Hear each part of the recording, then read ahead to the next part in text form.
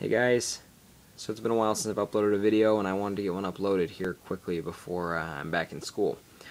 For this video I wanted to talk to you guys briefly about speed play pedals and more specifically the cleats. For those of you who've seen my other videos, you know that I'm a fan of speed play and that I have them on one of my bikes. So I've actually had the chance to ride a lot of other pedal systems, so I do know a little bit. I've ridden Shimano Dura Ace and a few of the other Shimano trickle downs I've had on my bikes. I've ridden Keo, and by far my favorite pedal system is the speed plays. However, my least favorite part about the speed plays that I think the other pedal systems are better than is the actual design of the cleat and how it feels to walk on them. I really have hated how it feels to walk on these. It's a metal contact point with the cleat in the ground, so it can be slippery, and also you damage the cleat really easy because you grind down the metal. Especially on the one that you disengage to stop. If you don't stop all the way, as you can see there, I've ground that down really sharp, and I've ground the screws up pretty well.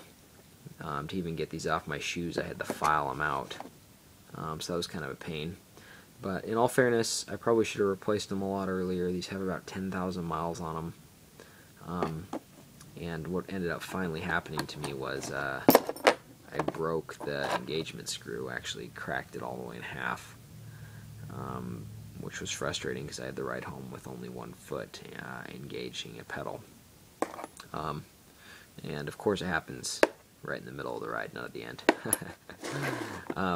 So I ended up going to the store and getting a replacement set of cleats, and I was pleasantly surprised to find out that Speedplay had realized that their cleats weren't very fun to walk on, and they have completely redesigned their cleats. So these are the new Speedplay cleats. They are called the Speedplay Aero Walkable cleats, and they are both more aero and a lot more walk friendly than the previous cleats. So I actually don't have this dust cover all the way in, so these twist in. But as you can see, it's got an aero profile, and it's my camera would focus for you. You can kind of see it's got the dimples of a golf ball. I don't know how much of a drag advantage I get on these shoes, just because I have to use the adapter. They're not Speedplay specific shoes, so they're held up off the ground a little bit, or off the base of the shoe a little bit. But they are a lot more friendly to walk in with the rubber base. I live on the 3rd floor of my apartment, so I've got to walk up and down the stairs with my bike, and it's a lot easier to walk in these shoes, especially on stairs. The other thing I like about them, I just don't feel like I'm damaging the cleat, the mechanics of the cleat when I'm walking on it, just because it's a rubber contact now, not a metal contact. And with these rubber contacts, they come off and they're replaceable. So when these get beat up, you can replace them without replacing the whole cleat, which is nice. So this is the new design of the metal portion.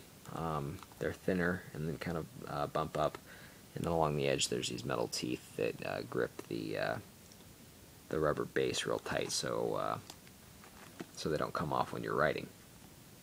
My one complaint that I have about these is actually the dust covers. I think they're kind of poorly designed.